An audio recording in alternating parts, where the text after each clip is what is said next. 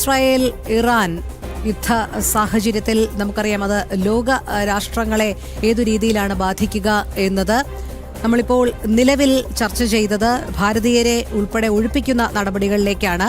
അത് ഒരു ഭാഗത്ത് തുടരുന്നുണ്ട്. ഗൾഫ് രാജ്യങ്ങളും നിലവിലിപ്പോൾ ചെറിയ ഭീഷണികൾ നേരിടുന്നുണ്ട്. കാരണം ഇറാൻ ലക്ഷ്യം വെച്ചതൊക്കെ തന്നെ ഈ ഗൾഫ് രാജ്യങ്ങളിലെ യുഎസിന്റെ സൈനിക താവളങ്ങൾ ലക്ഷ്യമാക്കിക്കൊണ്ടായിരുന്നു. പലതും ജനവാസ മേഖലകളിലടക്കം ഡ്രോണുകൾ പതിക്കുന്നൊരു സാഹചര്യവും ഉണ്ടായിട്ടുണ്ട്. അപ്പോൾ ലോകത്താകമാനം ഒരു അശാന്തി സൃഷ്ടിക്കുന്ന തരത്തിലേക്ക് ഇറാൻ നീങ്ങുന്നു. അതേസമയം ഇറാൻ ഒറ്റപ്പെടുകയും ചെയ്യുന്ന ഒരു സാഹചര്യം നിലനിൽക്കുന്നുണ്ട്. അതുകൊണ്ട് നമുക്ക് ഏത് രീതിയിൽ ഇതിനെ വിശകലനം ചെയ്യാം? നമുക്ക് ഗൗതമിലേക്ക് പോകാം. ഗൗതം ഇന്റർനാഷണൽ ഡെസ്കിൽ നിന്നും ചേരുന്നുണ്ട്. ഗൗതം, നിലവിലെ സാഹചര്യത്തെ നമുക്ക് എങ്ങനെ വിലയിരുത്താം?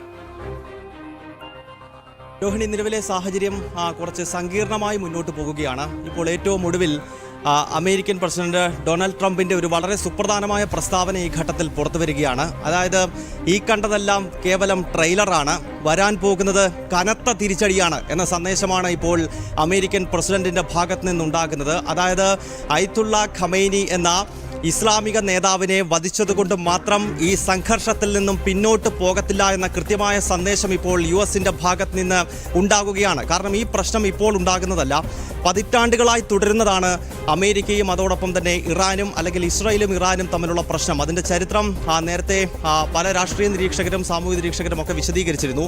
979 വരെ ഇറാനുമായി വളരെ നല്ലൊരു ബന്ധം അമേരിക്കയ്ക്കും ഇസ്രായേലും ഉൾപ്പെടെയുള്ള രാഷ്ട്രങ്ങൾക്ക് ഉണ്ടായിരുന്നുവെങ്കിൽ 1979 അതിതീവ്രമായൊരു മുസ്ലിം ഭരണകൂടത്തിൻ്റെ ഭരണം ഇറാനിൽ വന്നതോടുകൂടിയാണ് സാഹചര്യങ്ങൾ മാറുന്നത്. അപ്പോൾ അമേരിക്കയും ഇസ്രായേലും ഈ ഘട്ടത്തിലും ചൂണ്ടിക്കാണിക്കുന്നത് ആണവ പദ്ധതിയുമായി മുന്നോട്ട് പോകുന്ന ഒരു ഇറാൻ എന്നത് അങ്ങേയറ്റം അപകടകരമാണ്. കാരണം പശ്ചിമേഷ്യയിൽ വളരെ സജീവമായി പ്രവർത്തിച്ചുകൊണ്ടിരിക്കുന്ന വിവിധ ഭീകര സംഘടനകൾ, അത് ഹിസ്ബുള്ള ആയിക്കോട്ടെ, ഹൂതി വിമതരായിക്കോട്ടെ, അതല്ലെങ്കിൽ ഹമാസ് പോലെയുള്ള അതിഭീകര സ്വഭാവമുള്ള ഭീകര സംഘടനകൾക്ക് ആയുധവും പ്രോത്സാഹനവും, അത് എല്ലാ അർത്ഥത്തിലുമുള്ള ഇത്തരം ഭീകര സംഘടനകളുടെ പ്രവർത്തനങ്ങൾക്ക് പിന്നിൽ ഇറാൻ എന്ന് പറയുന്ന സംഘടന ഒരു രാജ്യമാണ്. ആ ഇറാനിൽ അധികാരത്തിലിരിക്കുന്ന ഇസ്ലാമിക ഭരണകൂടമാണ് എന്നത് അമേരിക്കയും ഇസ്രായേലും ഉൾപ്പെടെയുള്ള രാഷ്ട്രങ്ങൾ വിശദീകരിക്കാറുണ്ട്. അപ്പോൾ അമേരിക്ക ഇപ്പോഴും ചൂണ്ടിക്കാണിക്കുന്നത് ഈ ആണവ പദ്ധതി പൂർണ്ണമായി അവസാനിപ്പിച്ചില്ല എങ്കിൽ ഒരുപക്ഷേ ഇത്തരം ആയുധങ്ങൾ നാളെ ഈ ഭീകര സംഘടനകളുടെ കൈകളിലേക്ക് എത്താനുള്ള സാധ്യത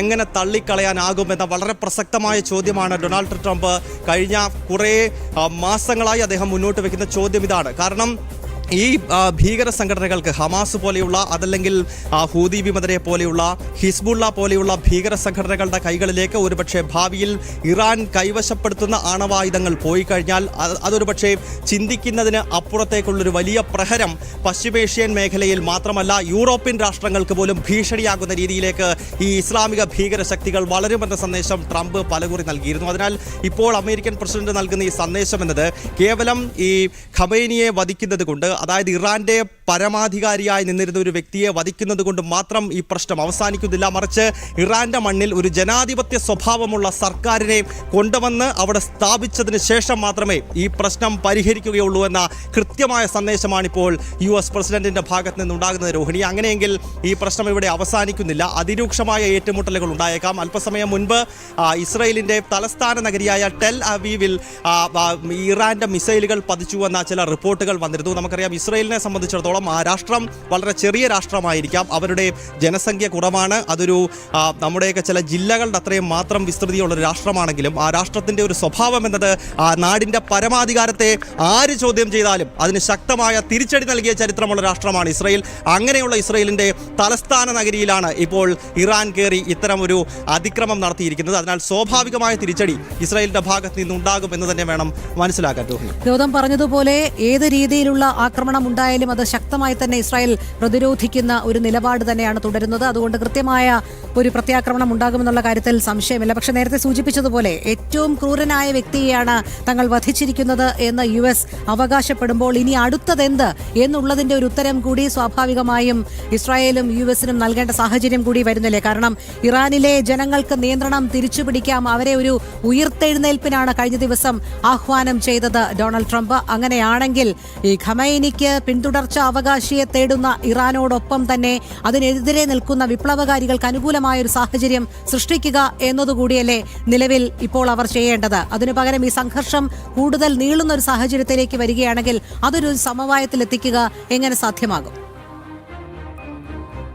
രോഹിണി, ഈ വിഷയത്തിൽ ഇറാൻ സ്വാഭാവികമായും പിന്നിലേക്ക് മാറാതെ ഇതിലൊരു സമവായം ഉണ്ടാകുമെന്ന് തോന്നുന്നില്ല. കാരണം അമേരിക്കയും ഇസ്രായേലും മുന്നോട്ട് വെക്കുന്ന നിലപാട് അത് വർഷങ്ങളായി തന്നെ അവർ ചൂണ്ടിക്കാണിക്കുന്ന വിഷയം നേരത്തെ ഞാൻ സൂചിപ്പിച്ചതാണ്. ആണവ പദ്ധതിയുമായി ഇറാൻ പോലെ ഒരു രാജ്യം മുന്നോട്ട് പോയി കഴിഞ്ഞാൽ അത് കേവലം പശ്ചിമേഷ്യയ്ക്ക് മാത്രമല്ല ആഗോളതലത്തിൽ തന്നെ ജനാധിപത്യ സ്വഭാവമുള്ള രാഷ്ട്രങ്ങൾക്ക് അതൊരു ഭീഷണിയായി മാറും എന്നതാണ് അമേരിക്കയുടെയും ഇസ്രായേലിൻ്റെയും കൺസേൺ. പ്രത്യേകിച്ച് ഇസ്രായേലിനെ സംബന്ധിച്ച് നമുക്കറിയാം, പല ഇസ്ലാമിക് രാജ്യങ്ങളും അവരെ വളഞ്ഞിട്ട് ആക്രമിക്കാൻ, ആ രാഷ്ട്രത്തിന്റെ ആധുനിക ഇസ്രായേലിന്റെ കാലഘട്ടമാണെങ്കിലും ഇനി അതല്ല, നമ്മൾ ഒരുപാട് ചരിത്രത്തിലേക്ക് പിന്നിലേക്ക് പോയി കഴിഞ്ഞാൽ തന്നെ ആ മണ്ണിന്റെ യഥാർത്ഥ മക്കൾ യഹൂദരായിട്ടുള്ള ഇസ്രായേലികളായിരുന്നു. അവിടേക്ക് പിന്നീടുള്ള അറബികളുടെ കടന്നുവരവും അധിനിവേശത്തിന്റെയും ഒക്കെ ചരിത്രം നമുക്കറിയാവുന്നതാണ്. അങ്ങനെ ആ മണ്ണ് വിട്ട് ഇസ്രായേലി ജനതയ്ക്ക് ഒരിക്കൽ ലോകത്തിന്റെ നാനാഭാഗങ്ങളിലേക്ക് പലായനം ചെയ്യേണ്ട വന്ന ചരിത്രം. അതിനുശേഷം ഓരോ യഹൂദ വിശ്വാസിയും തിരികെ ഏതാണോ യഥാർത്ഥ ഇസ്രായേൽ, ഞങ്ങൾ ജനിച്ച മണ്ണ് ഏതാണോ അവിടേക്ക് തിരികെ വരുമെന്ന് അവരുടെ നിശ്ചയദാർഢ്യം. അങ്ങനെ 1947